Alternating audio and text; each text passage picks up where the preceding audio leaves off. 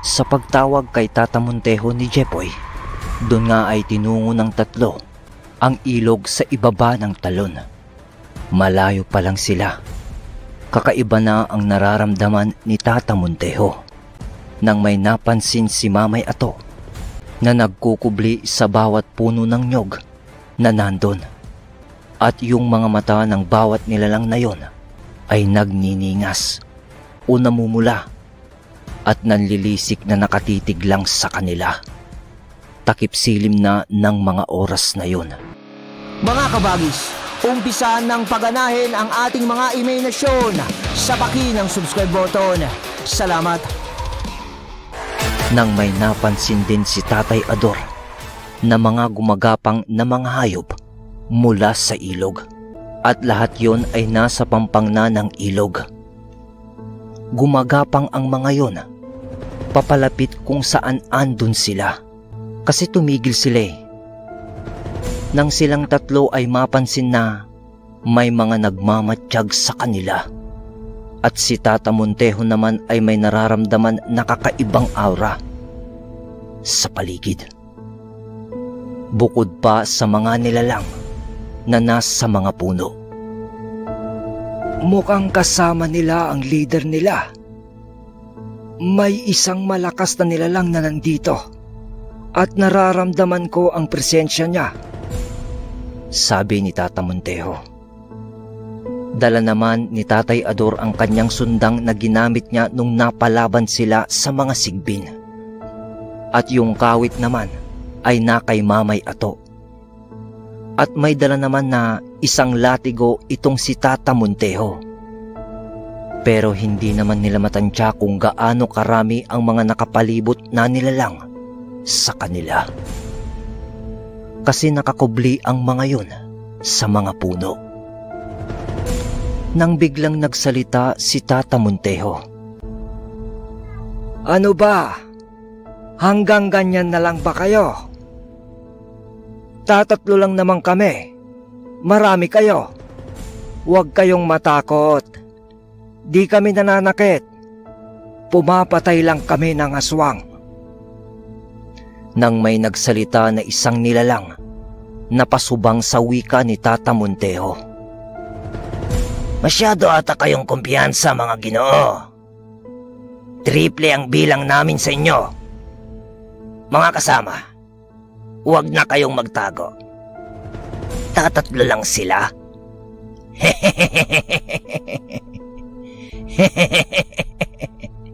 At dun nga ay nagsilabasan na yung mga nilalang ng dahan-dahan. At yung iba dun, tumalon lang galing sa itaas ng puno ng nyog.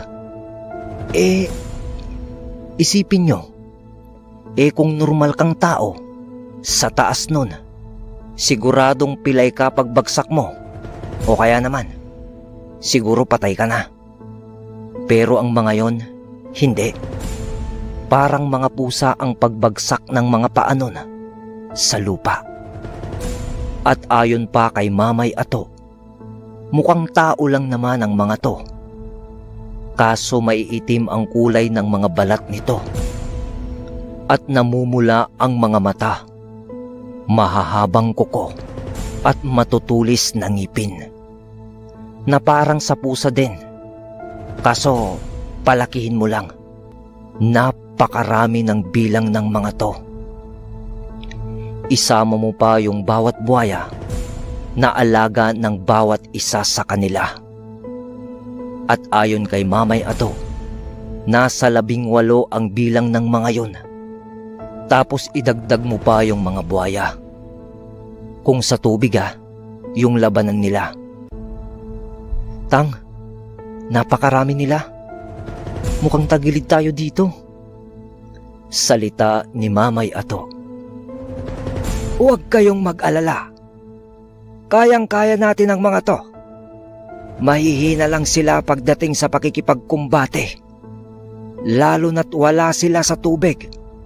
Dahil hindi sila matutulungan ng mga alaga nilang buhaya. At doon ay nag-usal si Tata Montejo para magpuder sa sarili.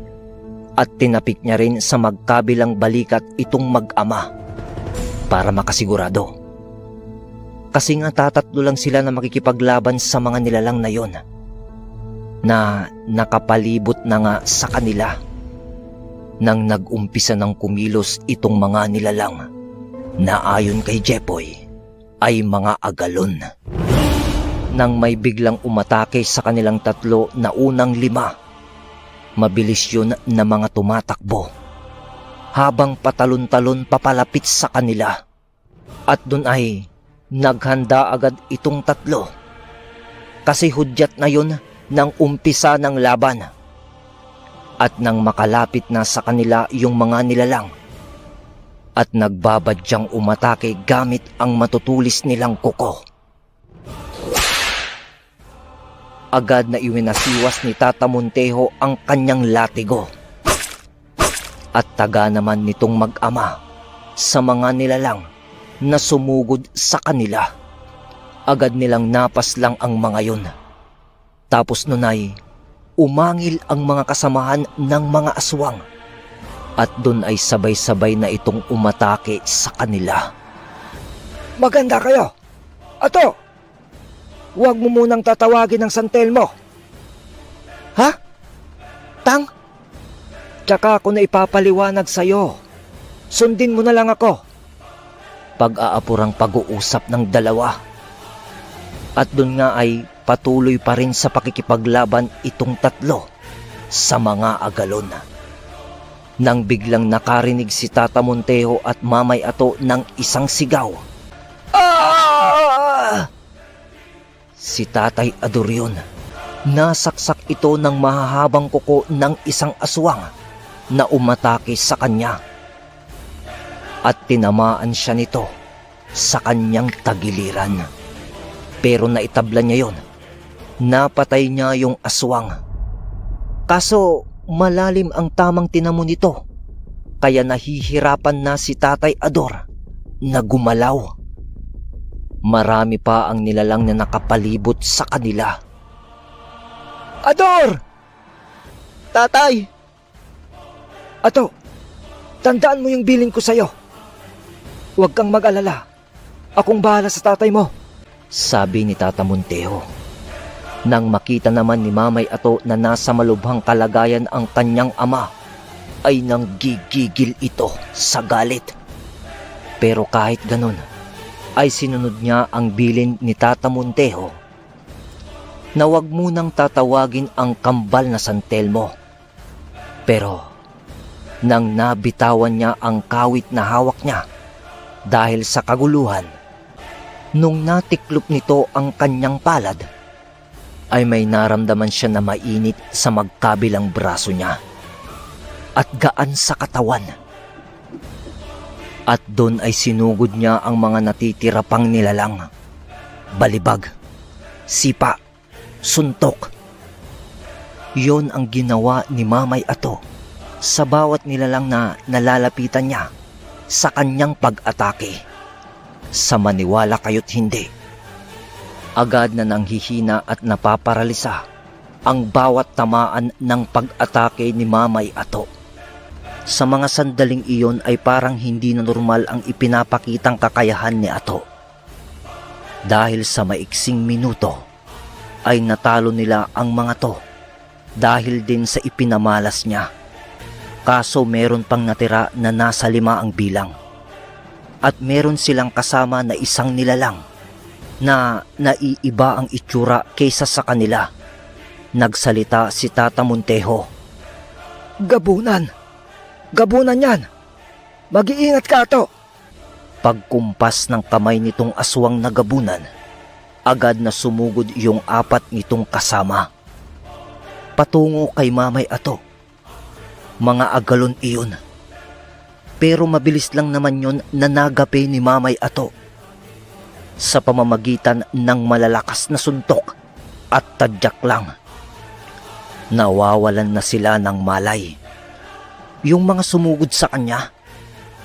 At sa sandaling iyon ay lumabas na mula sa madilim na bahagi ng kakahuyan yung isang aswang na gabunan.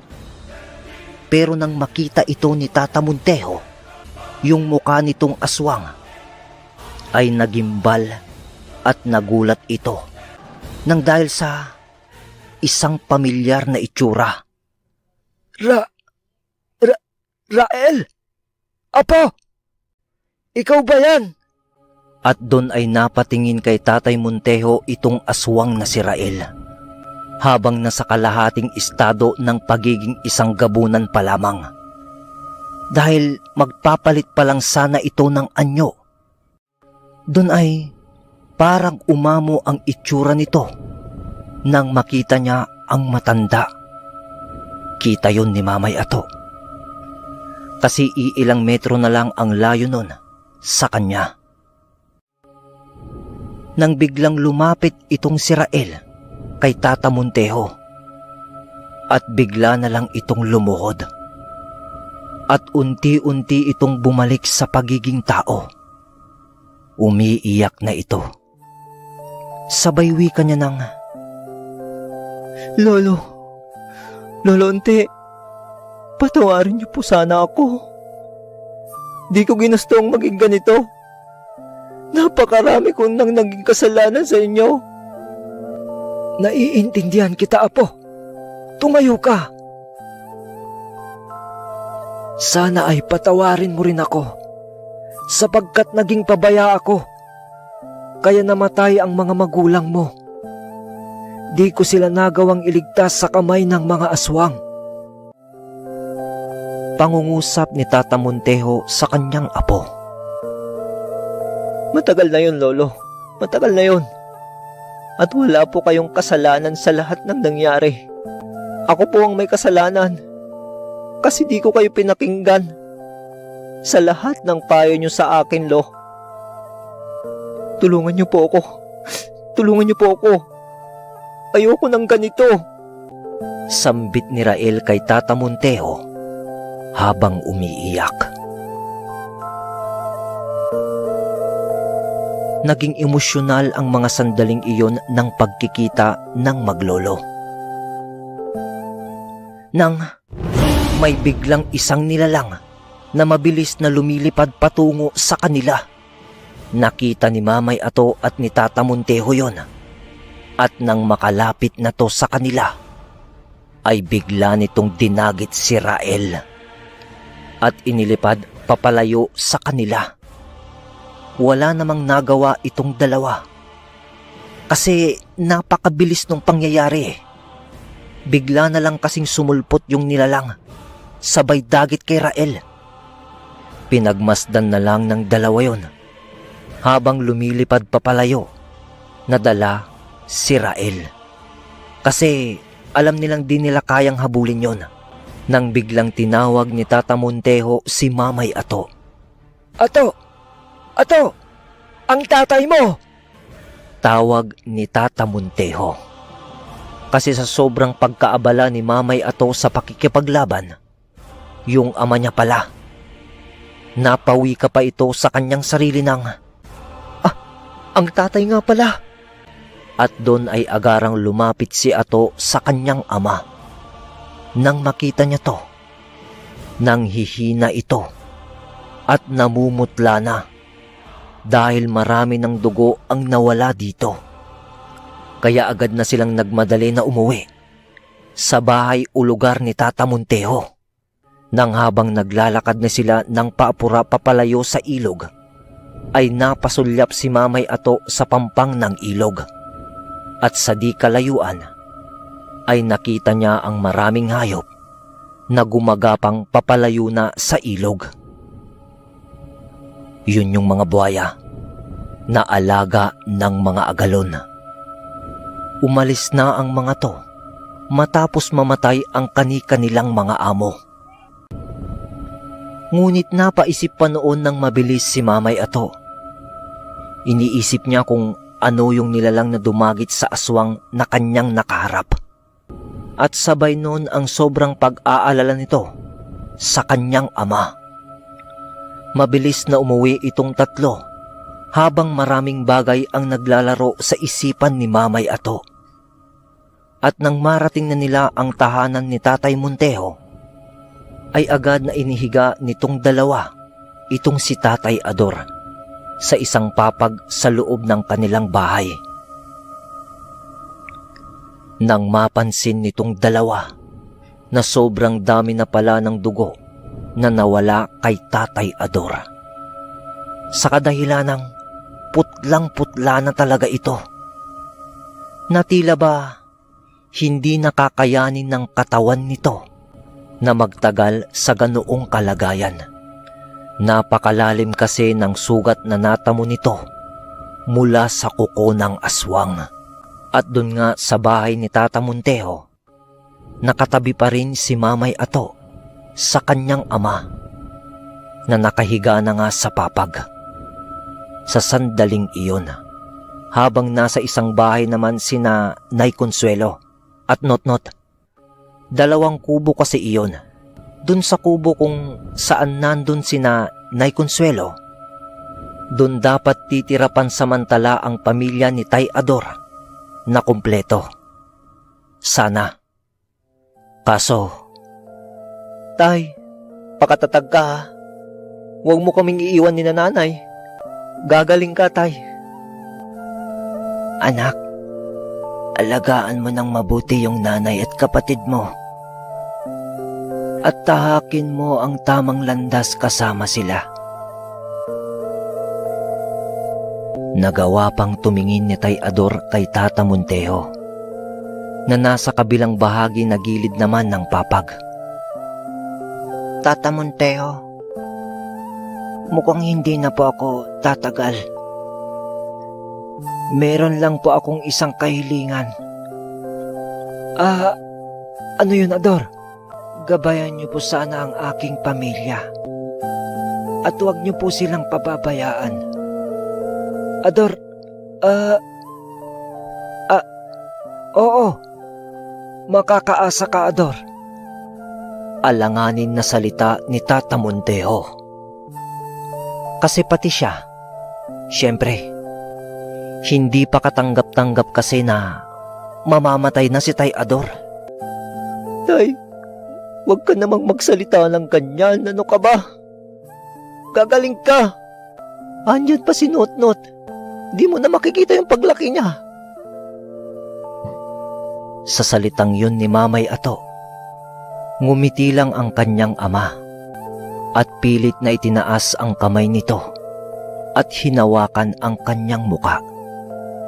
Huling haplos na pala yun ni Tay Ador sa muka ng kanyang anak dahil sa biglaan din na paglaglag ng kamay nito sa pagkakadampi sa muka ni Mamay Ato. Nalagutan na ito ng hininga. At nangyari na nga ang nangyari. Binawian ng buhay si Tay Ador. Tay! Tay! Tatay! Tatay Ador! Tatay! Tatay Ador! Tatay ko!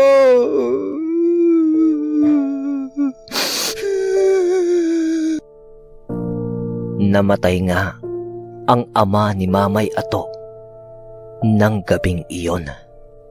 Isang malungkot at hinagpis na tagpo ang naging diwa sa loob ng bahay. Hindi naman noon mawari ang itsura ni Mamay Ato sa nangyaring iyon. Patuloy pa rin sa pagluha ito. Tapos ay nalupasay si Ato sa tabi ng papag kung saan nakahandusay ang kanyang ama. Hindi niya kayang hawakan ang bangkay nito. Hindi pa niya matanggap Parang kahapon lang naglilinis sila sa maisan. Tumabi si Tata Montejo kay Mamay Ato. Tana Ato. Walang permanente sa mundong ito. Lahat tayo ay may kanya-kanyang hangganan. Samantala, sa kabilang dako naman ng lugar. Mahal na pinuno, itong si Rael, balak pa ata tayong pagtaksilan. At isa pa po, masamang balita. Ano yun, Diego?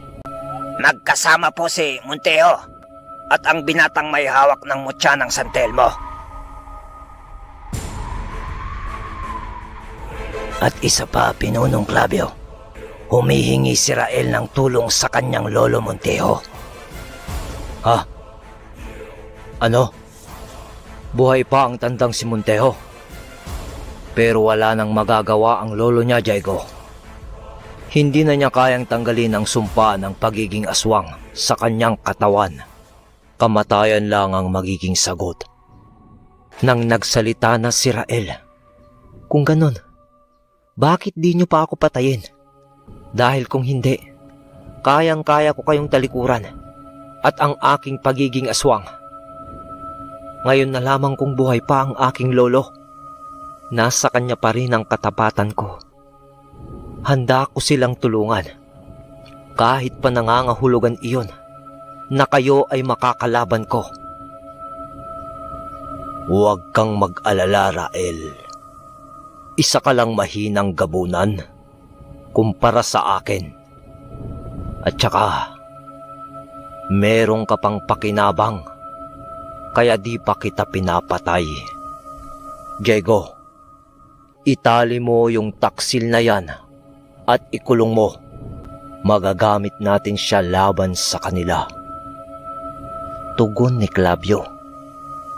Siya nga pala, mahal na pinuno. Malapit lang ang lugar ni Tandang Montejo.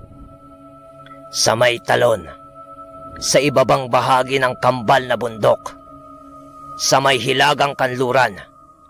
Kaso, malakas din ang may hawak ng mutya, kahit baguhan pa lang siya. Paliwanag ni Diego. Sigurado ka ba sa sinasabi mo, Diego? Tanong ni Clavio. Opo, mahal na pinuno. Sapagkat sa itaas na bahagi ng bundok nila huling naamoy ang dugo ng namatay na ama ng may hawak ng mutya ng San Telmo.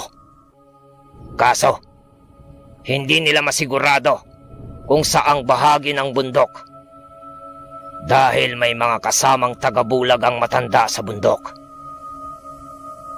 Sagot ni Diego. Magaling, Diego. Ngayon, ipaalam mo na to sa ating hari. Ipaalam mo na kakailanganin natin ang tulong ng ibang gabunan upang masigurado natin ang panalo at mapatay na natin ang may hawak ng mutya. Sasalakay tayo sa lalong madaling panahon habang mahina pa ang kanilang kakayahan. Sabi ni Clavio.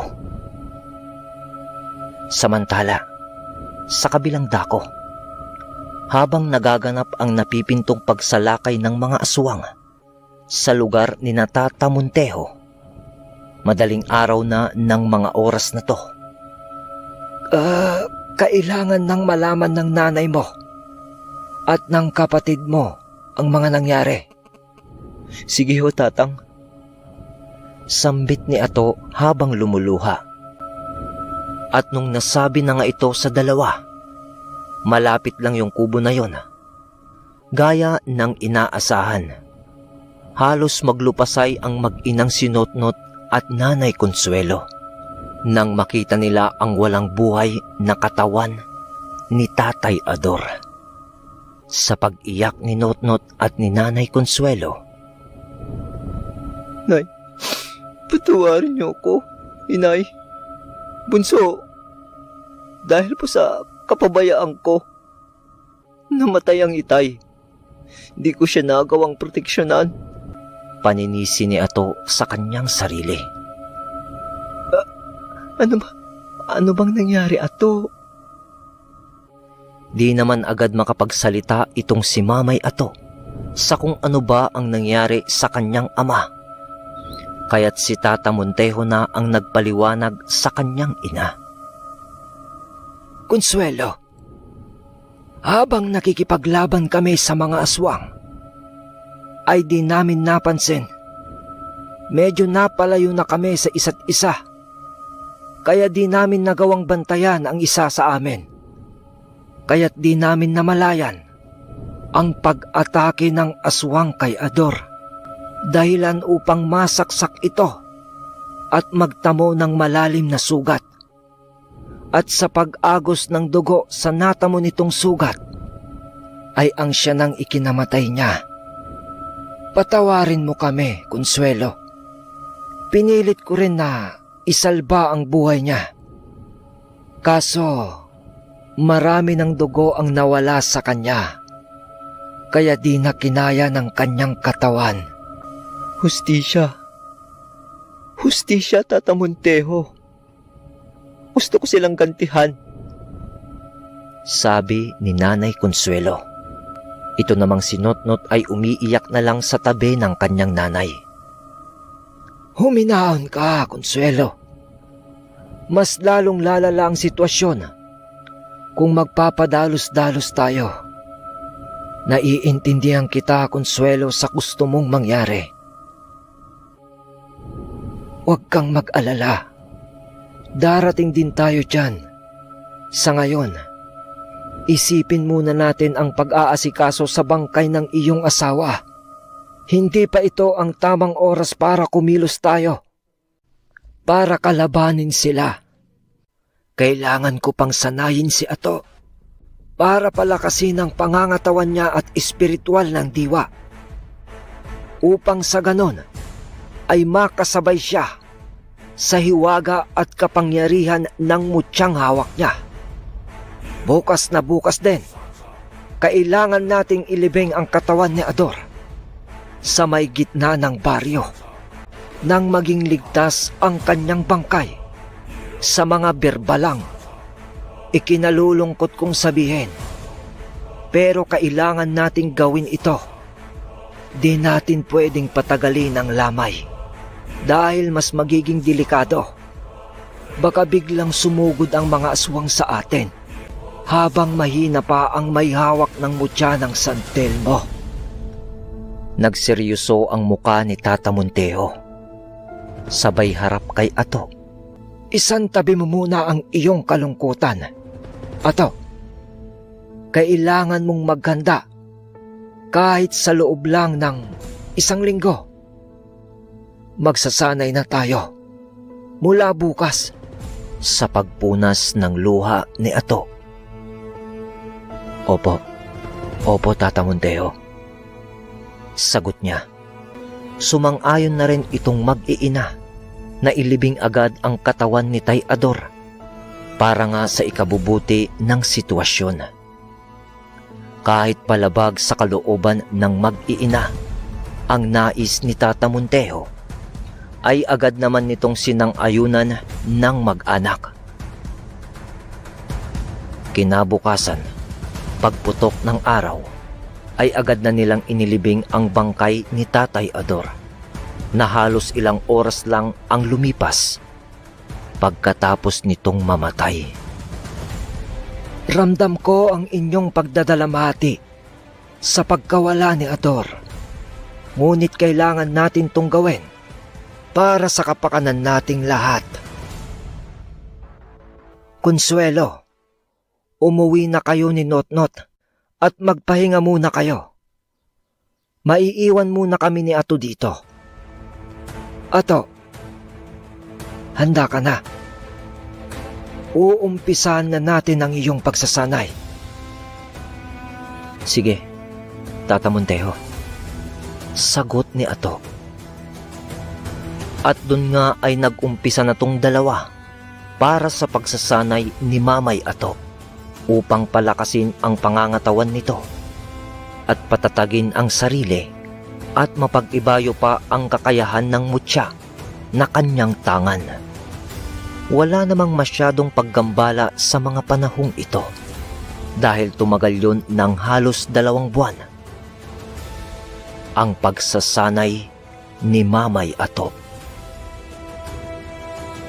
At nang dumating ang huling araw sa kinahapunan ng pagsasanay ni Ato, nagdesisyon ng umuwi itong dalawa upang kumustahin ang ina at kapatid ni Mamay Ato.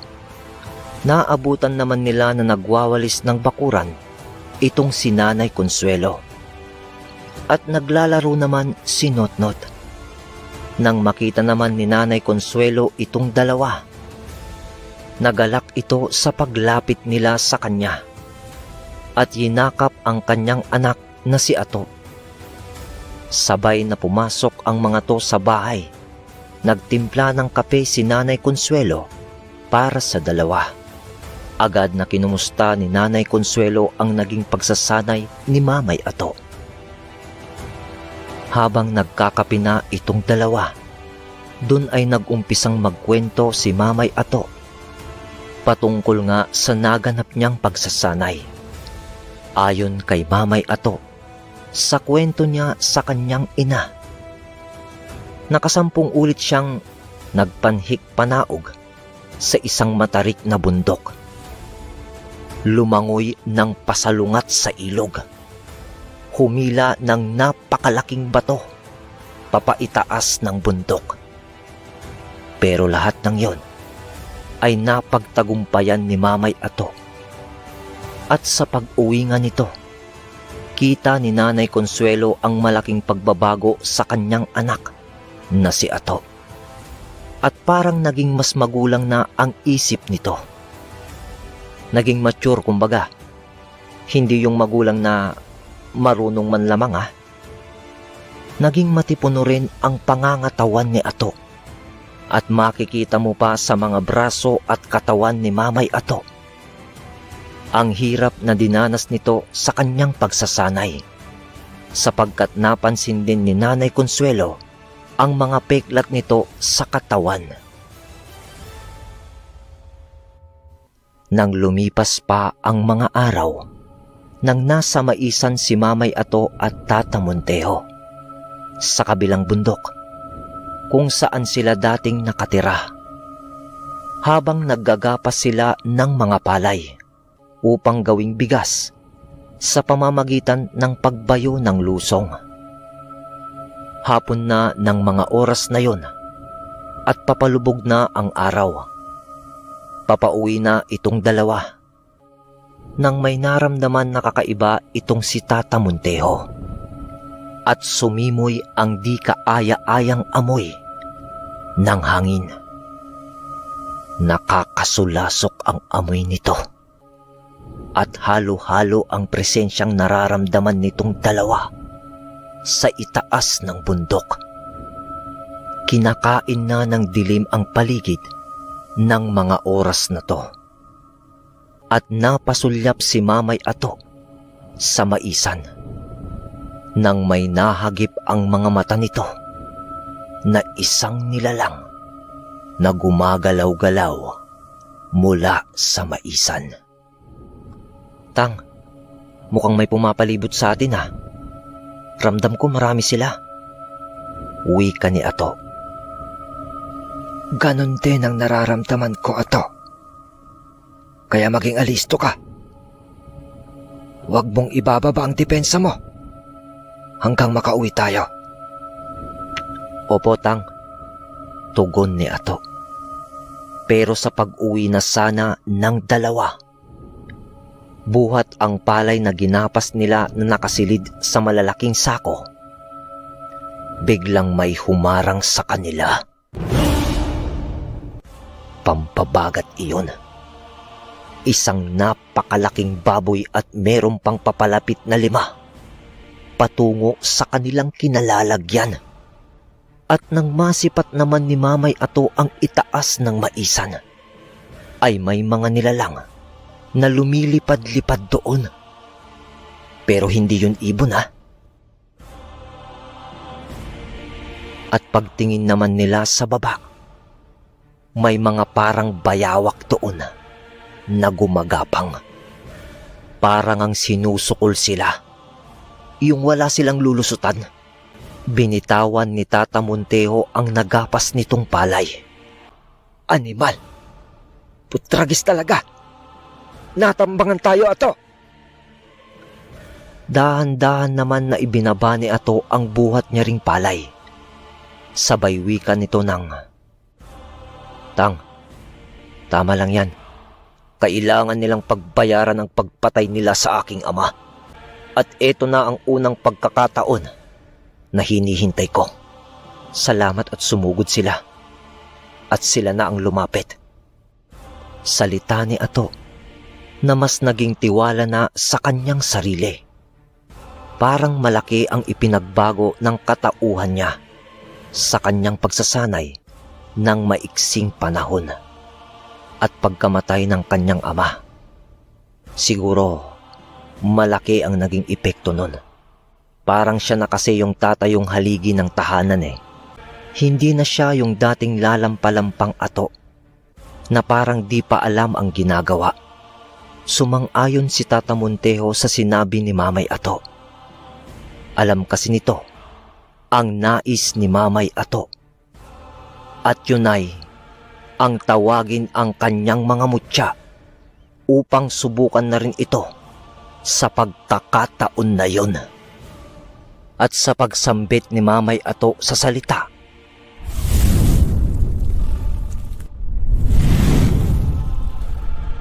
ay matagumpay niya itong natawag nang hindi siya nawawala sa kanyang ulirat. Nag-usal na rin itong si Tata Montejo para magpuder, gamit-gamit ang latigo. At dinasalan niya rin ito at binaunan ng mga salitang buhay na pamparusa ng mga nilalang sa kaliwa.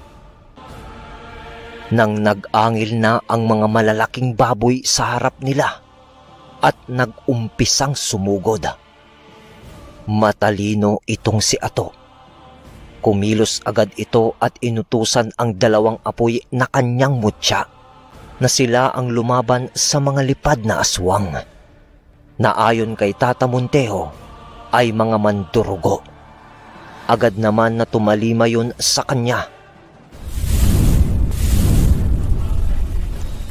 Yung kambal na mutya ng San Telmo at agad nitong hinagad ang mga lumilipad na nilalang.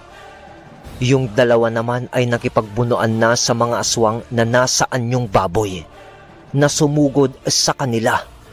Malalakas ang mga aswang na yon na nasa anyong baboy. Ngunit nang sumugod ang isa sa mga yon, ay sinalubong yon ni Mamay Ato ng isang malakas na suntok. At nung tinamaan yun ni Mamay Ato sa ulo, ay agad itong napadukdok sa lupa. Tapos nawalan na ng malay.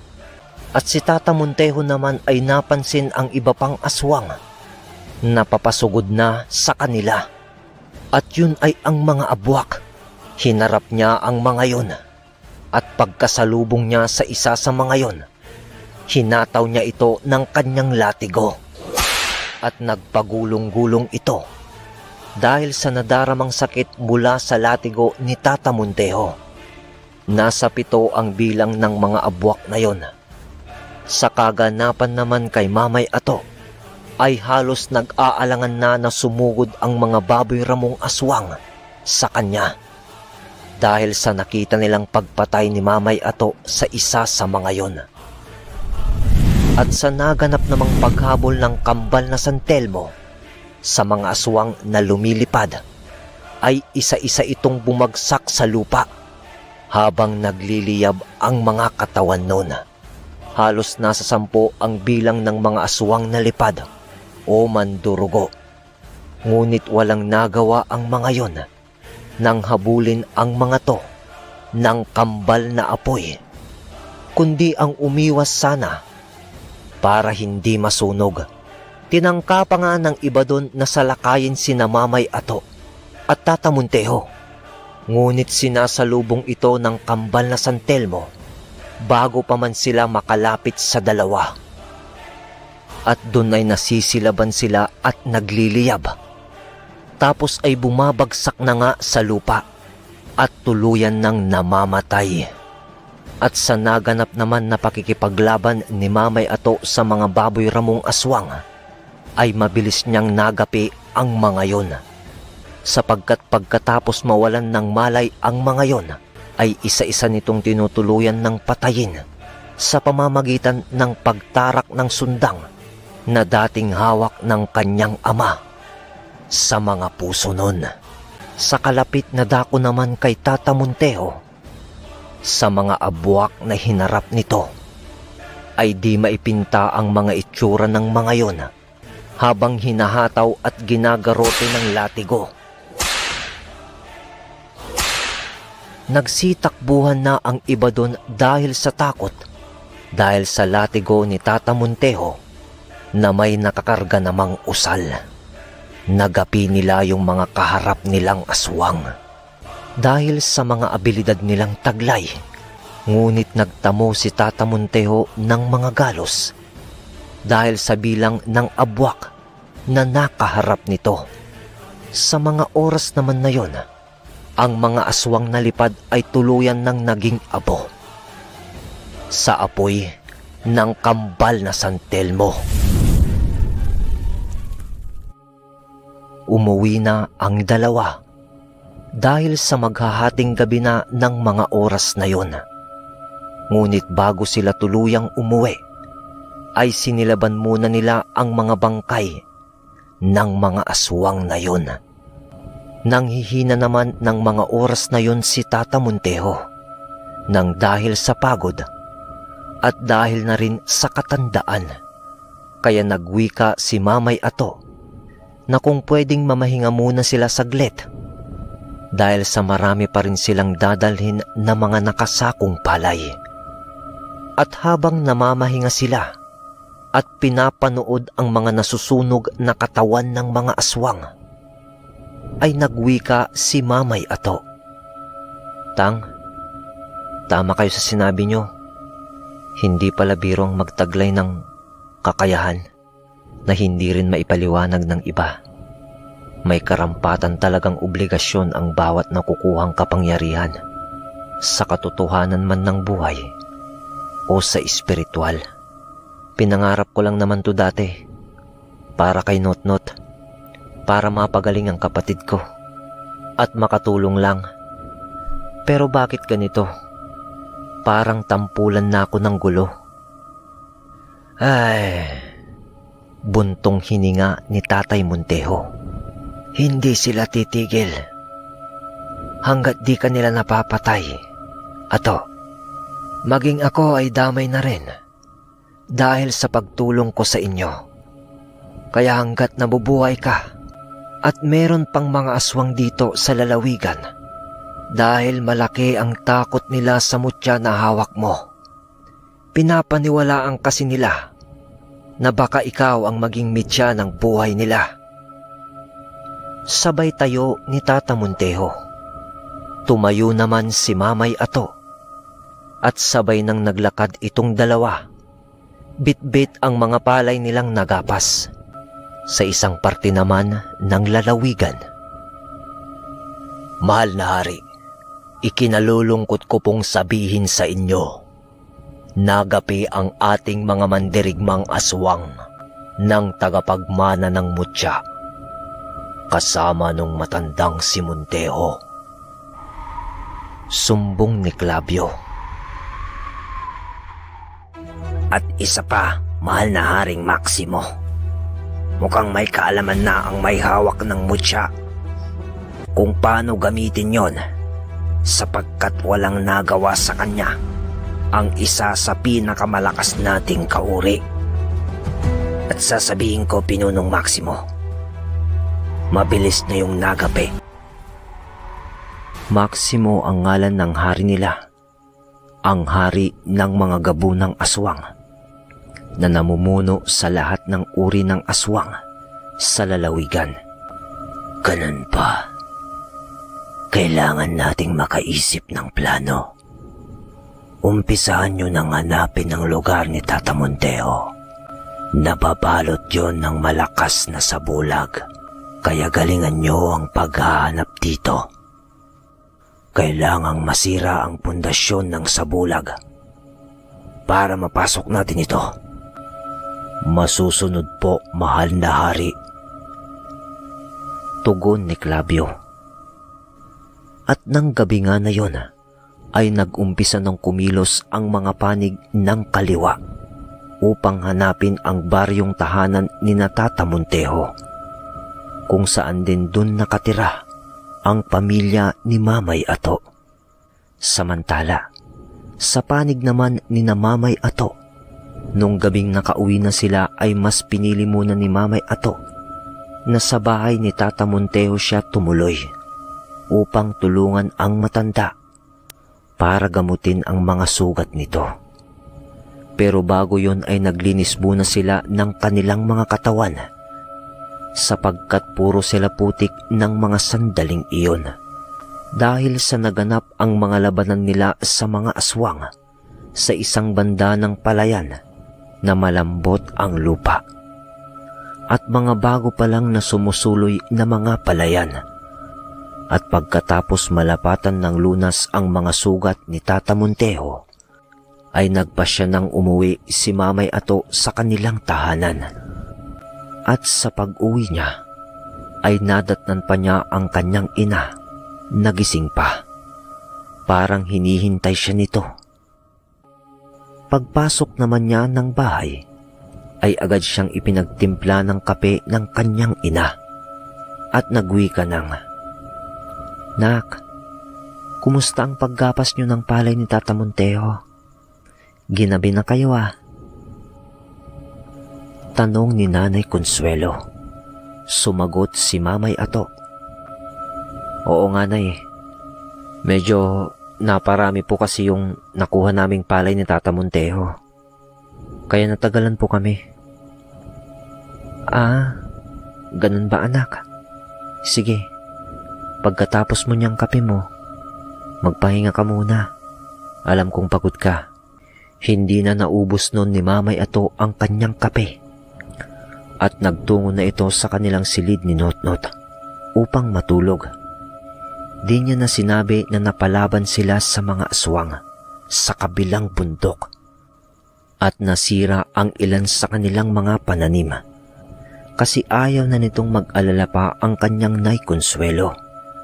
Kinaumagahan ay agad na nagtungo si Mamay Ato sa bahay ng matanda upang pag-usapan kung ano pa ang mga susunod na maaaring mangyari.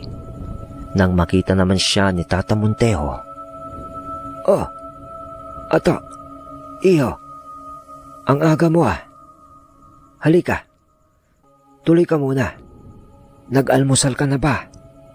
Talbos ng kamote lang ang ulam ko. Pero masarap isawsaw ito sa bagoong. Di ba? Nakatipid ka na. Malusog ka pa." "Halika na." Agad din naman na tumuloy si Mamay Ato sa kubo ni Tata Monteo. Habang nagtitimpla pa ng kape si Tata Monteo, kasama ng kanyang pag-aalmusal, ay agad na kinumusta siya ni Mamay Ato sa kanyang kalagayan dahil nga sa mga sugat nitong natamo. "Kumusta ka, Tang?" "Oo, eto. Medyo tuyo na ang mga sugat ko. Salamat sa iyo, Iho." "Walang anuman ho, Tang. Tang, maiba ko. May balita na ba kayo sa apo niyong si Rael?" "Sa ngayon, wala pa Ato. Ngunit nag-aalala ako para sa kanya. Dahil baka kung anong gawin sa kanya ng iba niyang kauri nang dahil sa nakita na lang ginagawa nito nang makita niya ako." Pagkatapos kumain ni Tata Monteo, hawak nito ang tasa ng kape niya. Lumabas muna sila sa kubo at naupo sa upuang nasa may malapit lang na dingding ng bahay ni Tata Monteo. "Ato, kailangang maging handa tayo sa lahat ng anumang pwedeng mangyari at sa mga gagawing hakbang ng mga aswang sapagkat marami na tayong napupuksa sa mga kalahi nila." Habang nagsasalita naman si Tata Monteo, ay napakunot ito ng noo. Naging seryoso ito bigla nang mapatitig ito sa malayo dahil sa napansin niyang nakalantad na ang kanilang baryo na para bang nasira at nadurog ang ginawa ng mga kasama niyang taga-bulag. "Ato, samahan mo ako at may bibisitahin tayo Titignan natin ang bawat pundasyon ng mga sabulag na nakabalot sa ating baryo. Madali ka. Masama ang kutob ko. Nang nag-umpisa na itong dalawa, nalibutin ang baryo upang tignan ang mga pundasyon ng sabulag. Ayos pa naman yung iba doon. Ngunit nang nagawi itong dalawa sa parte ng baryo na nakaharap mismo sa may talon, ay napansin agad ni Tata Montejo ang mga halaman na nagsisilbing sabulag ng lugar. Wasak na ang mga yon. At merong ding nararamdaman ito na kakaibang itim na mahika ang nandon. Kaya walang silbi kung lalagyan niya ulit yun ng sabulag, sapagkat may tanda na yun ng mga aswang. Kaya nasa alanganin na silang sitwasyon. Kaya't agaran na silang bumalik sa kanilang tahanan sa baryong iyon. Ngunit bago umuwi si Mamay Ato sa kabilang bahay, may ibinigay si Tata Montejo sa kanya. Ato, ibigay mo to sa iyong ina upang pagsapit ng gabi ay di sila mapasok ng mga aswang. Ano po ba ito, Tang? Tanong ni Ato. Itlog yan ng butike na naging bato. Isa yang mutya. Buhay na yan. Para hindi basta-basta mapapasok ng mga aswang ang pamilya mo sa bahay ninyo. Sige na.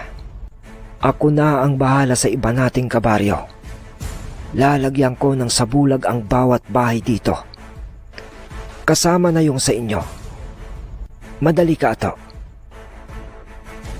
Agaran din naman na umuwi si Mamay Ato at ibinigay na rin sa kanyang ina ang ibinigay ni Tata Montejo na itlog ng butike. At ipinaliwanag na rin nito sa kanila kung bakit sila binigyan ni Tata Montejo noon.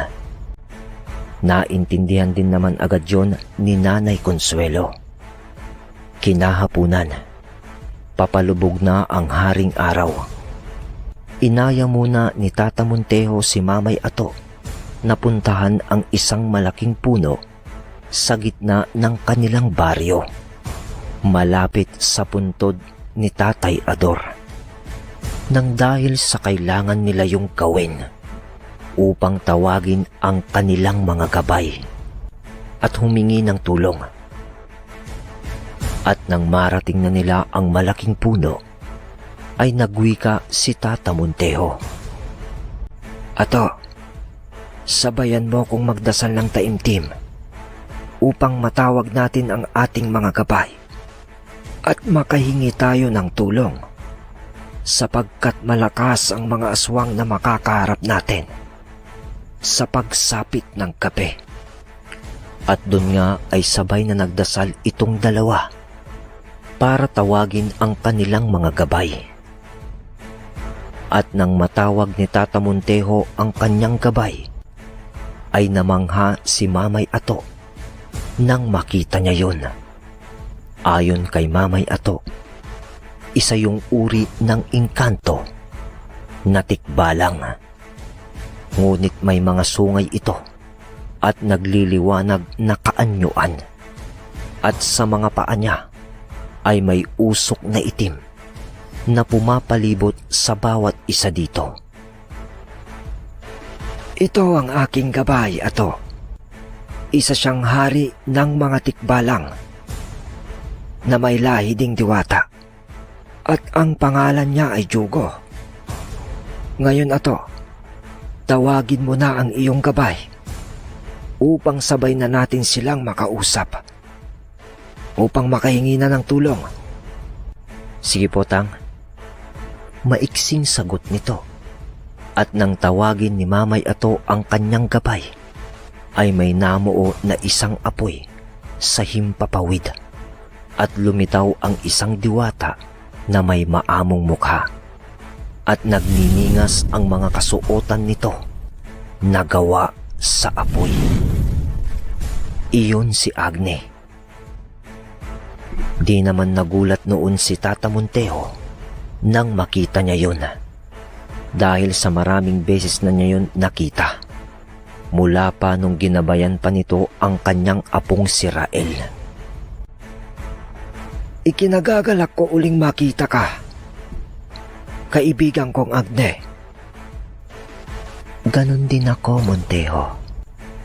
Nababatid ko na kailangan nyo ang tulong naming dalawa. Ato, ikinagagalak ko din na makita kang muli. Ako din po, kaibigan. O Ginang? Ginang Agne? Ano ho bang itatawag ko sa inyo? Ngumiti yung gabay na si Agne. At nagwika din ito. Inosente. Inosenteng bata. Di ka pa rin nagbabago. Kasabay naman ng pagwika ng ganon ni Mamay Ato, ay nag-umpisa na ding ilahad ni Tata Montejo ang dahilan kaya sila tinawag ng dalawa. At yun nga ay upang humingi ng karagdagang lakas at tulong upang harapin ang mga nag-aambang umaatake sa kanilang baryo. Sa pagsapit ng lalim ng gabi, doon naman ay nagsalita itong si Jugo. Maaasahan mo kami, kaibigang Montejo. Kami ng mga kasama ko ay darating sa oras na kami ay inyong kailangan. Ganon din ako, kaibigang Renato. Sa pamamagitan ng hawak mong mutya ng kambal na San Telmo, ay makakaasa kang tutulong kami sa inyo.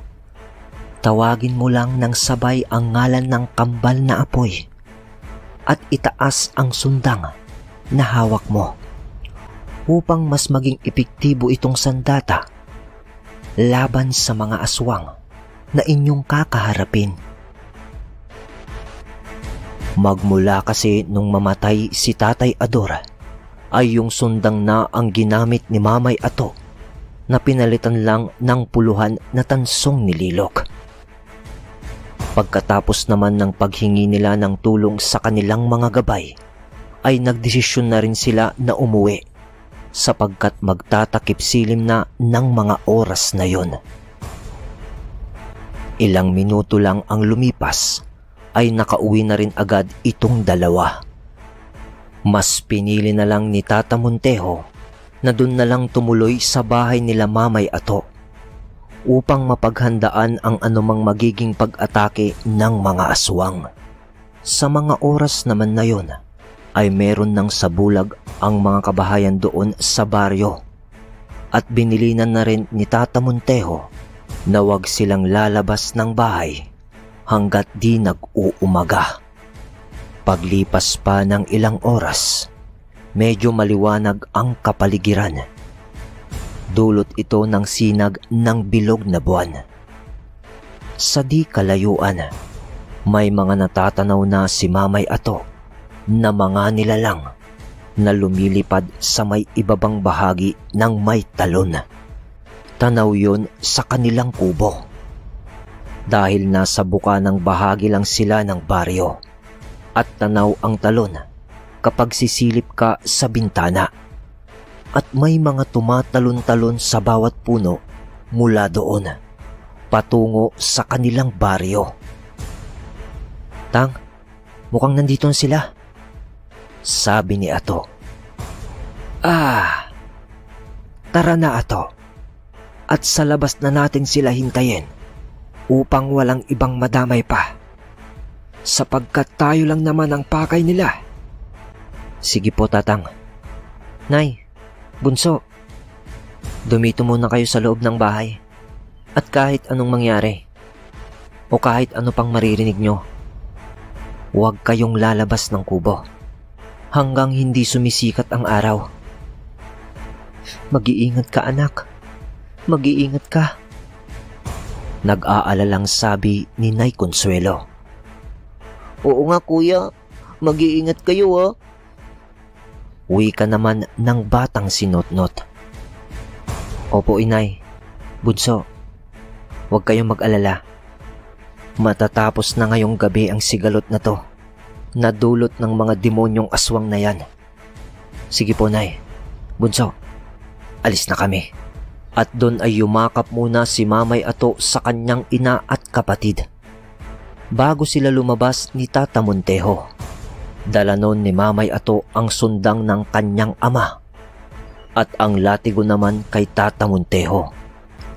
Nang ilang oras lang ang lumipas, nang masipat ni Mamay Ato ang kalangitan, marami ng nilalang ang lumilipad sa himpapawid sa tapat nila. Nang magwika naman si Tata Montejo ng, Ato, maganda ka. Huwag mong ibababa ang depensa mo. Nandito na rin ang mga gabunan. At sigurado ako, nakasama nila ang kanilang hari. Nasabi yon ni Tata Montejo matapos nitong masipat ang mga nilalang na mga nasa itaas ng puno mula sa ibaba ng bundok, malapit lang sa kanila. At nang tignan yon ni Mamay Ato, ayon kay Mamay Ato, napakaraming mata ang mga nakatitig sa kanila mula sa puno, at sa mga talahiban nanlilisik ang mga matang yon at namumula. Naanimoy nagkalat na baga ng mga uling. Nang makalapit na ang mga nilalang na yun sa kanila, nasa 20 ang bilang ng mga nilalang na nasa paligid nila, at puro gabunang aswang ang lahat ng iyon. Kaya agad na ding nag-usal si Tata Montejo ng mga inkantasyon upang tawagin ang kanyang gabay na hiningan niya ng tulong. At doon ay lumabas ang isang nagliliwanag na tikbalang na merong mga sungay. At nagliliwanag ang kaanyuan. Si Jugo iyon. At meron itong mga kasama na mga kauri nito. Mga tikbalang din yun. Inusalan na din niya ang kanyang latigong sandata ng mga dasal na pamparusa sa mga kaliwa. Sa sandali din naman na yun, ay nagbitaw na rin ng inkantasyon itong si Mamay Ato. At dun ay may namuo na apoy sa himpapawid. At lumabas ang diwatang gabay ni Mamay Ato at sabay sambit niya ng, Bial, dalit. Sabay taas ng kanyang sundang na hawak nito, sapagkat yun ang bilin ng diwata sa kanya. At dun ay sabay na dumikit itong kambal na apoy ng San Telmo ng mga ilang minuto sa kanyang sundang. Pagkatapos ay umalis din ang 2 apoy sa sundang ni Mamay Ato. Pero nagbaga ang sundang ni Mamay Ato. Kakaiba yung kulay ng pagbabaga nun, dahil kulay lila iyon. Hindi naman natinag ang mga nilalang na nasa harapan nila. Para bang baliwala lang sa kanila ang ipinakitang kakayahan ng 2. Na tila ba hindi nasindak ang mga to sa hiwaga na kanilang ipinamalas. Mga nagsiangil lang ang mga yun. Para bang lalong nagalit ang mga to sa ipinakita ng 2. Nang biglang may isang nilalang na tumawa ng malademonyo.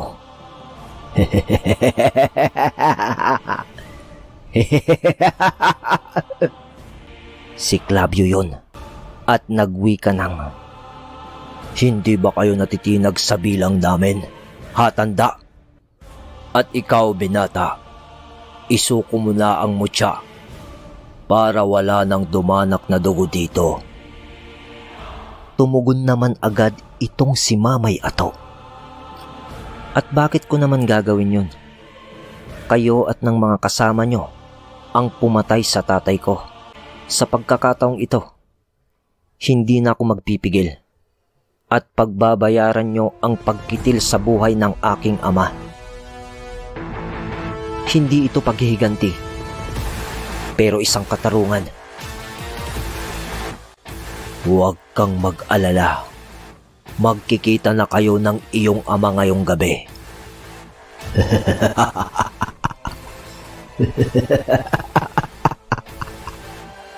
Sa pagtigil ng pagtawa ni Clavio, patayin ang dalawang yan.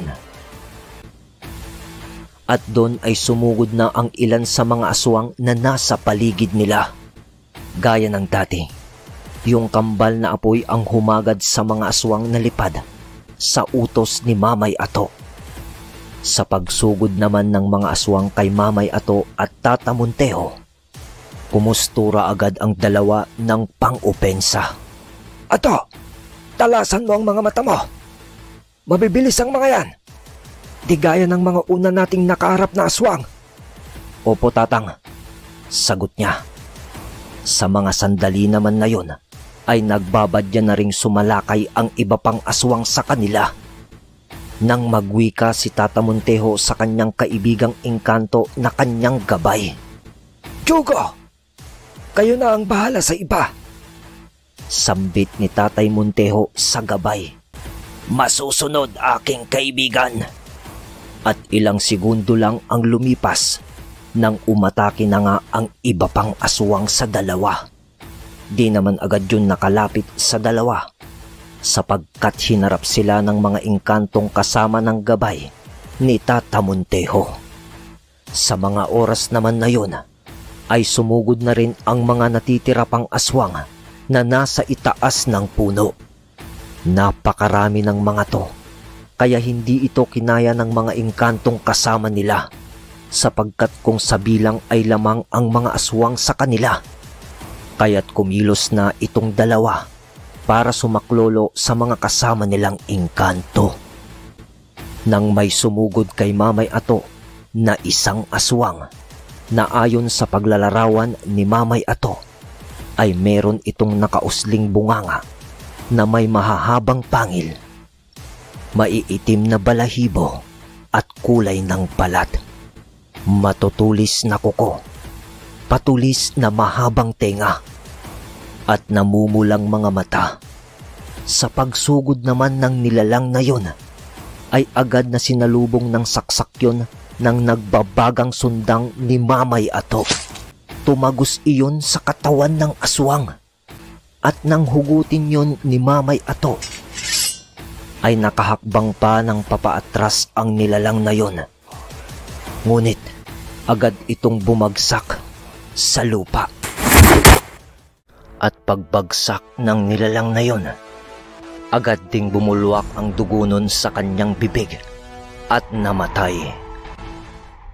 Nang makita naman yon ni Tata Montejo, ay hindi halos makapaniwala ito kasi napakalakas ng mga aswang na yon. Ngunit ilang saglit lang ay napatay ni Ato ang isa sa mga yon. Samantala, ang kaganapan naman sa himpapawid sa kambal na San Telmo na pumapagat sa mga mandurugong aswang, ay patuloy lang ang mga to sa paghabol sa mga yon. At ang bawat abutan ng mga yon ay bumubulusok pa ibaba habang nag-aapoy ang katawan at agad ding namamatay. Ang mga kasama naman nilang engkanto ay patuloy pa rin sa pakikipagbuno, ngunit may 12 pang aswang na nag-aambang sumugod sa dalawa.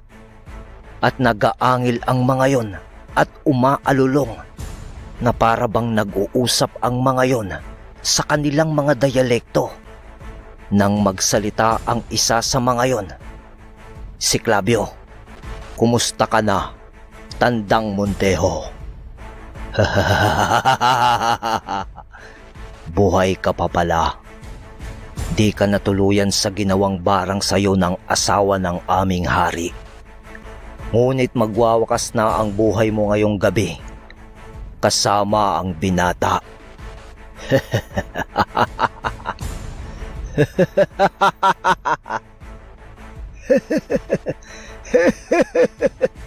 Pinapatawa mo ako. Ayos lang ako. Sumisipa pa naman. Sa pangit mong yan, papatayin mo kami. Di ata ako makakapayag na isang katulad mong pangit na nilalang ang papatay lang sa amin. Kung ganon, oras na ng paghukom. Mga kasama, patayin ang dalawang yan. Sa pagbibigay naman ng hudyat ni Clavio sa mga kasama nito upang sugurin si Mamay Ato, ay nagwika ito ng buong tapang at sinabing, "Masyado kayong agresibo. Kung nais nyo kaming paslangin, ganon din ang nais namin para sa inyo, mga demonyo. At kahit pa magmakaawa kayo para sa buhay nyo, hinding-hindi ako maaawa. Bigkas nito. Masyado kang mayabang binata. Mga kasama, huwag nyo na silang bibigyan pa ng pagkakataon." Kasabay ng pagsambit nun ni Clavio ay ang mabilisan namang pagsugod ng mga aliporis nitong aswang.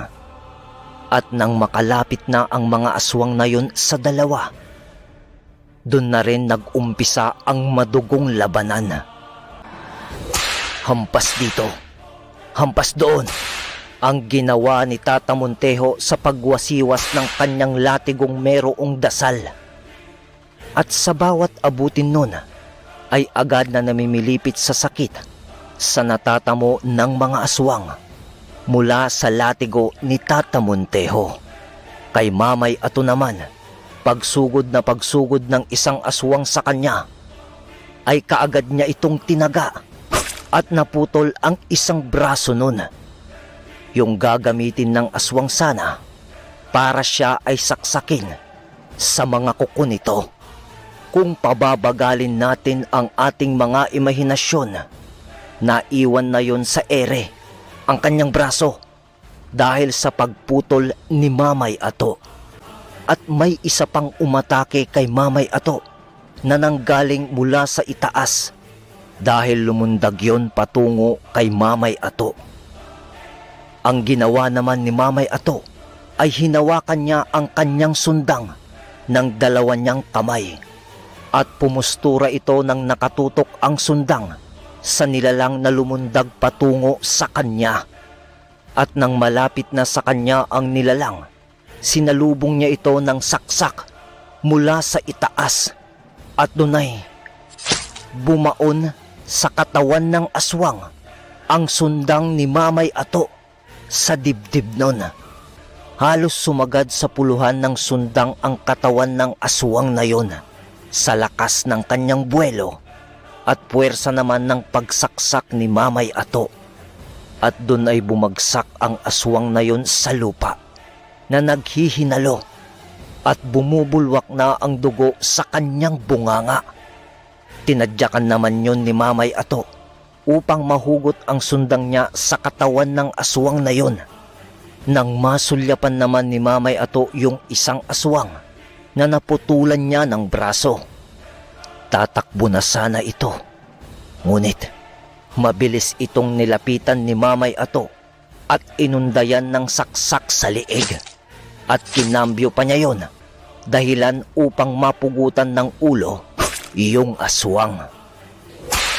Sa pagwasiwas naman ng latigo ni Tata Montejo, ay di na nakalaban pa ang mga aswang na tinatamaan nun. Dahil sa pamimilipit sa sakit na kanilang natatamo sa latigo. Bumabaon kasi sa katawan ng aswang ang latigo ni Tata Montejo. At nag-iiwan ito ng napakalalim na sugat na animoy may lason. Dahil agad ding namamatay ang aswang na tinatamaan ng kanyang latigo. Nang makita naman ng mga kasamahan ng ibang aswang ang ginawa nung dalawa, ay nagsiangil ang mga yon na parang mga demonyo sa sobrang galit sa pagkamatay ng mga kalahi nila. Kaya naman, para ng mga baliw na sumugod ang iba pang aswang kay Mamay Ato at Tata Montejo. At pinagkakakalmot sila ng mga to. Mabilis naman yung naiiwasan nung dalawa at agad ding gumagante ng pag-atake. Sa mga kasamahan naman ni Mamay Ato na mga engkanto na kaibigan ni Tata Montejo, ay nagapi din naman ng mga yon ang mga aswang na kanilang nakasagupa. Ngunit sa kasamaang palad ay may nasawi rin sa mga to. Samantala, sa mga aswang na lipad naman ay nalagas na rin ang mga to.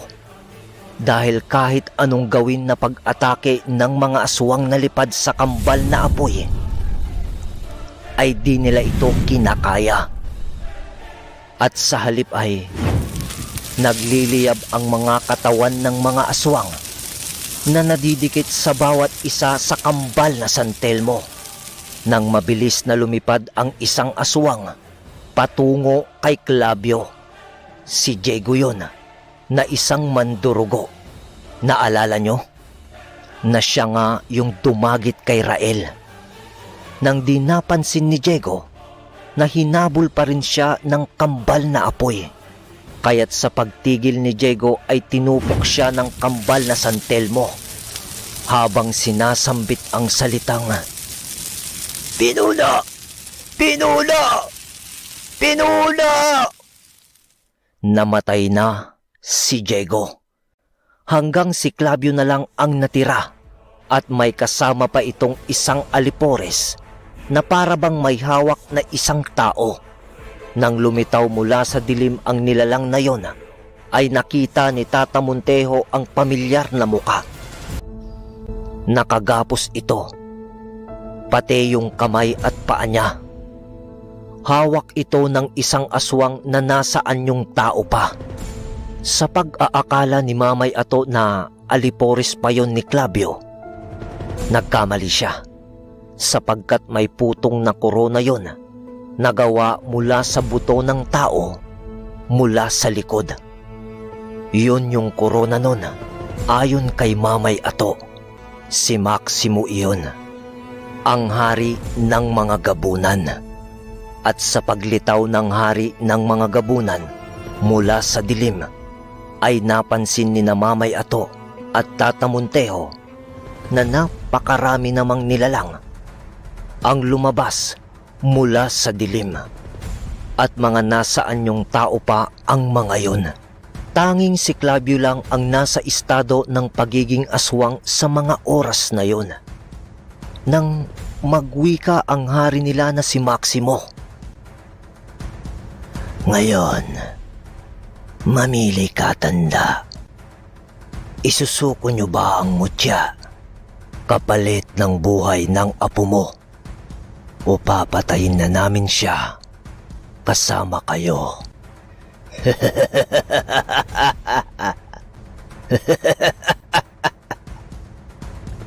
Rael! Rael! Apo! Salita ni Tata Montejo. Lolo Unti, hayaan niyo na po ako. Ipaglaban niyo kung anong tama. Huwag niyong hayaan na lupigin kayo ng mga aswang. Kapalit lang ng aking buhay. Napapagod na rin ako. Gusto ko nang mamahinga, Lolo. Pero apo! Lo, ipinapaubaya ko na sa inyo ang pagbibigay ng hustisya para sa aking mga magulang. Pero kung mamamatay man ako ngayon, mamamatay akong lumalaban. Sa pag-uusap naman ng dalawa, di nila napansin at ng iba pang aswang na nakawala na pala sa pagkakagapos itong si Rael. Gamit ang kanyang mga kuko, pinutol niya ang mga lubid na nakagapos sa kanya. Nang magwika ulit yung hari ng aswang, "Ano, nakapagdesisyon ka na ba, tanda?" Kasabay ng pagwika ng nilalang na yun, ay bumulong si Mamay Ato kay Tata Montejo. "Tang, wala tayong pagpipilian. Kahit isuko natin ang mutya, mamamatay pa rin tayo." Salita ni Mamay Ato. Alam ko, Ato. Kaya't lalaban tayo. Lalong marami pang tao ang mapapahamak kung isusuko natin ang mutya. Tugon ni Tata Montejo. Habang nag-uusap naman itong dalawa.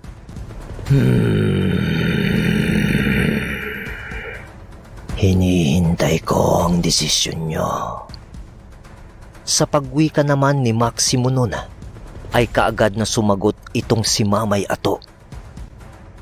Gawin nyo ang nais nyo. Ngunit di namin isusuko ang mutya. Lalabang kami hanggang sa huli. At para sa mga pamilya namin. At iba pa. Ganun ba? Sige. Kung yan ang nais nyo, Clavio, ikaw na ang bahala sa isang yan. At doon ay itinulak ni Maximo si Rael patungo kay Clavio.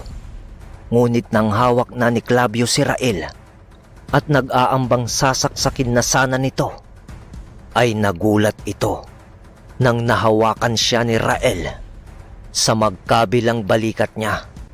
Sabay tadyak ni Rael kay Clavio, dahilan upang makalayo itong si Rael na nakawala na nga sa pagkakagapos nito.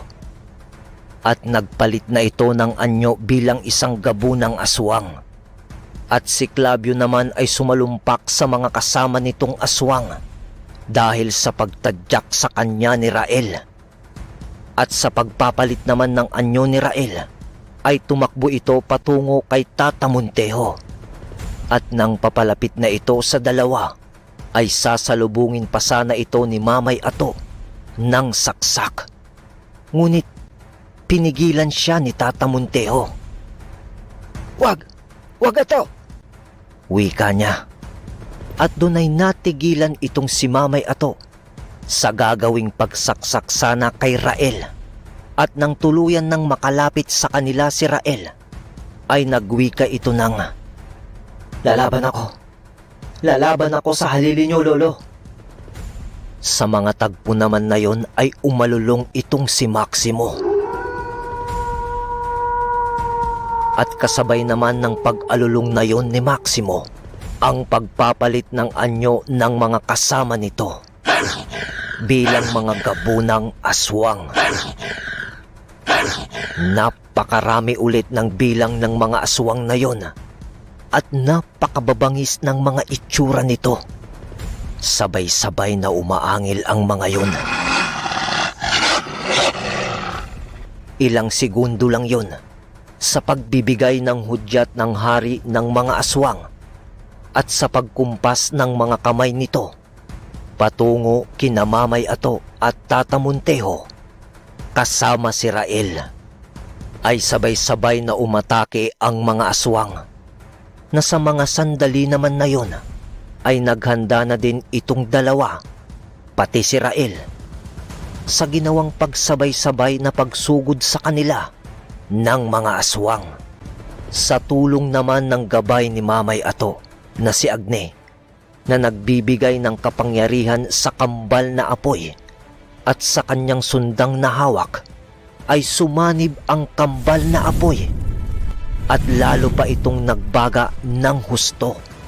At sa tulong naman ng hari ng mga inkantong tikbalang na gabay ni Tata Montejo at sa mga natitirang kasama nito, ay buong tapang nilang hinarap ang mga aswang na sumugod sa kanila.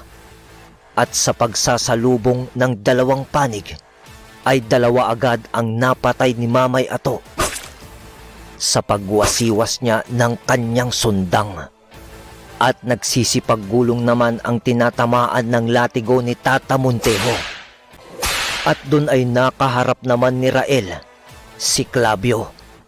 Nagpangbuno itong dalawa. At sa mga nakasagupan naman ng mga engkanto kasama nila, ay nakipagbuno din ang mga yon. Ngunit sadya ding malakas ang gabay ni Tata Montejo na tikbalang, sapagkat nagsisitalsikan ang mga aswang na tinatamaan ng tadyak nito at tumatama sa mga puno at mga malalaking bato, dahilan upang mamatay ang mga aswang na yon. Nang biglang may umatake kay Mamay Ato sa kanyang harapan na tatlong aswang na sabay-sabay.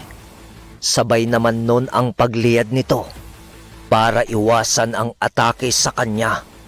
Kasabay ng kanyang pagliyad ay ang pagwasiwas niya ng kanyang sundang upang tamaan ang isang aswang na umatake sa kanya. At naghihinalong bumagsak ito sa lupa. Sa pagtagal naman ng labanan, na halos umabot na sa 1.5 oras, ay nagapi na nila ang mga alagad ng hari ng mga gabunan. At sa isang banda, habang nakikipagbuno pa rin itong si Rael kay Clavio, ay nagtamo siya ng malalim na sugat. Di hamak naman na mas malakas si Clavio kay Rael, sapagkat purong dugong gabo ng aswang ang pagkatao nito. Samantalang si Rael ay isa lamang yanggaw na naging gabunan.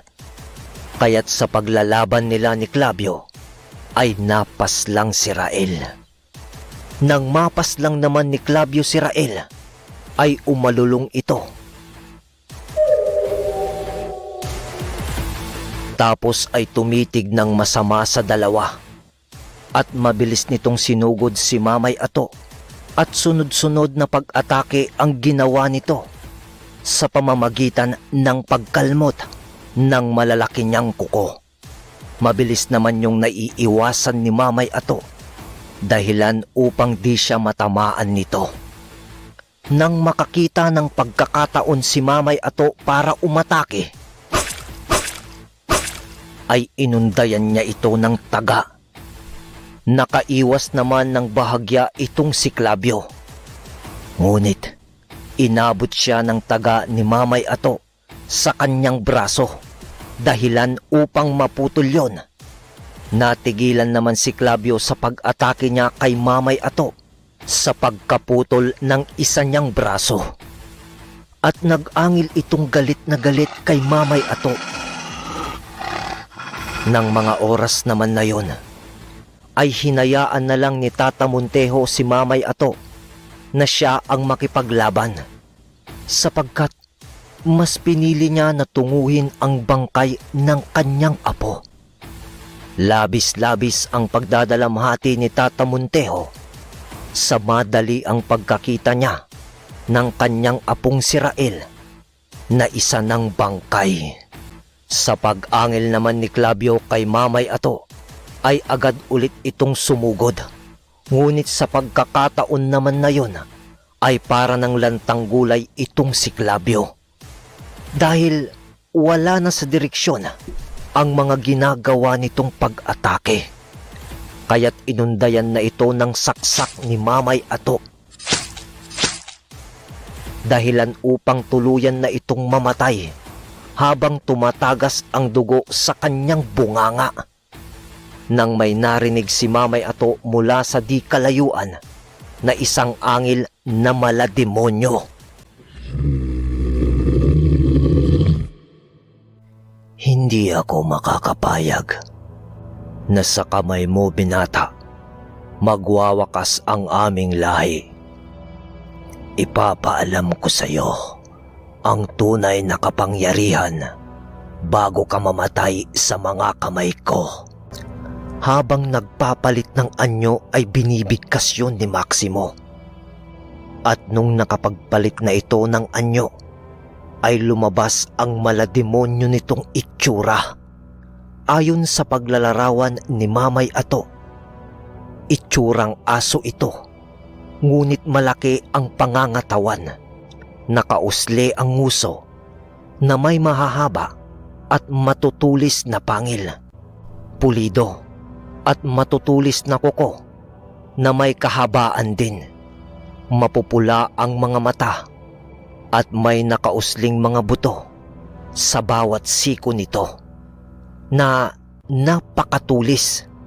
Maitim at malago ang mga balahibo at parang sa kabayo ang mga paa at binti nito, at may malalapad na pakpak at matutulis na sungay na maihahambing sa isang demonyo.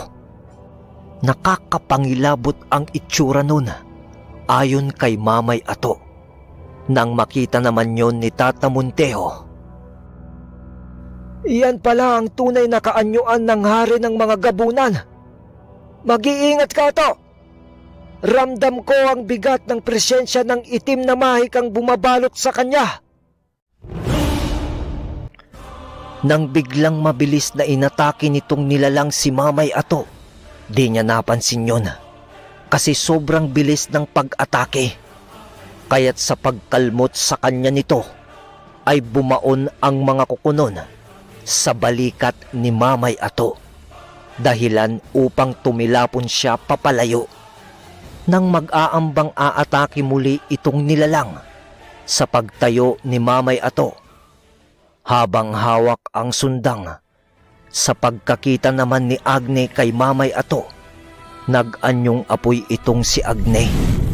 Nagabay nga ni Mamay Ato at sumanib na rin sa sundang na hawak niya. Matapos nun ay nagbago ang kulay ng sundang ni Mamay Ato.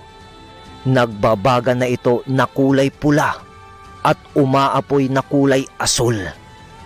Di naman makapaniwala si Tata Montejo sa kanyang mga nasasaksihang kaganapan, sapagkat noon lang niya nakita na nagsanib puwersa ang kambal na San Telmo at gabay nito. Sa pagkakataon na yun ay parang nagbago na din ang katauhan ni Mamay Ato. Nagkaroon ito ng bakod sa katawan o isang baluti. Nagliliwanag na parang sa baga. Asul na mga mata at pakpak na gawa sa asul na apoy. At ayon din sa paglalarawan ni Tata Montejo, noon ay para ng anghel si Mamay Ato ng mga oras na yon. Doon ay natigilan si Maximo sa kanyang gagawin sanang pag-atake at umangil na lamang ito ng napakalakas. Sa angil na yon, di nagpatinag itong nilalang at umatake ito kay Mamay Ato ng isang malakas na pagkalmot. Ngunit sa pagkalmot nito ay dumulas lang yon sa katawan ni Mamay Ato. At pagtingin niya sa kanyang mga kamay ay naupos ang mga kuko nito habang nagbabaga. Kaya't medyo lumipad ito palayo ng konti kay Mamay Ato. Ngunit sa paglayo nitong nilalang ay nag-umpisa na ding umatake si Mamay Ato. Lumipad ito patungo sa nilalang na di naman gaanong kataasan ang niliparan. Gamit-gamit ni Mamay Ato ang sundang na nagbabaga. Umatake ito ng isang saksak sa nilalang. Di na nagawang makaiwas nitong nilalang sa mabilis na pag-ataking ginawa ni Mamay Ato. Kaya't bumaon sa dibdib niya ang sundang na nagbabaga. Doon ay unti-unti silang bumagsak sa lupa. Ngunit nakaluhod na ang nilalang paglapat nito sa lupa.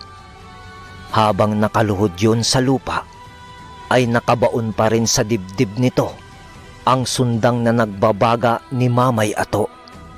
Habang unti-unti nang naglalaho ang pakpak nung nilalang.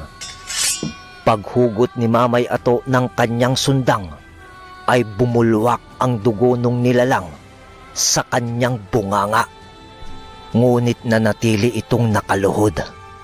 Kaya't di na nagdalawang isip si Mamay Ato na iwas-iwas ang kanyang sundang upang pugutin ang ulo ng nilalang na yon. Pagkatapos ng pangyayaring yon, ay kumalas na sa sundang ang diwatang si Agne at ang kambal na San Telmo. Sa paglipas ng mga sandali, pagkatapos ng mga kaganapang yun ay agad din nagpasalamat itong dalawa sa kanilang mga gabay sa malaking tulong na nagawa ng mga yon upang puksain ang malaking grupo ng aswang. At dun nga ay nagwakas ang sigalot na idinulot ng mga aswang na gumambala kina Mamay Ato. at nabigyan na ng hustisya ang pagkamatay ng kanyang ama. Di naman na kinuha ng diwatang si Agne ang mutya ng kambal na San Telmo kay Mamay Ato at nakiusap na lang itong pangalagaan niya ang mutya habang siya ay nabubuhay. Lumipas ang maraming taon. Matapos ng madugong pakikidigma laban sa mga aswang, ay namuhay ng tahimik ang pamilya ni Mamay Ato sa baryo ni Tata Montejo. Magpasa hanggang sa manghina na ang katawan nito. Hanggang sa kasalukuyan. Ngunit nasa pangangalaga niya pa rin ang mutya na ginamit niya laban sa mga aswang na hindi niya malilimutan, ang mutya ng kambal na San Telmo.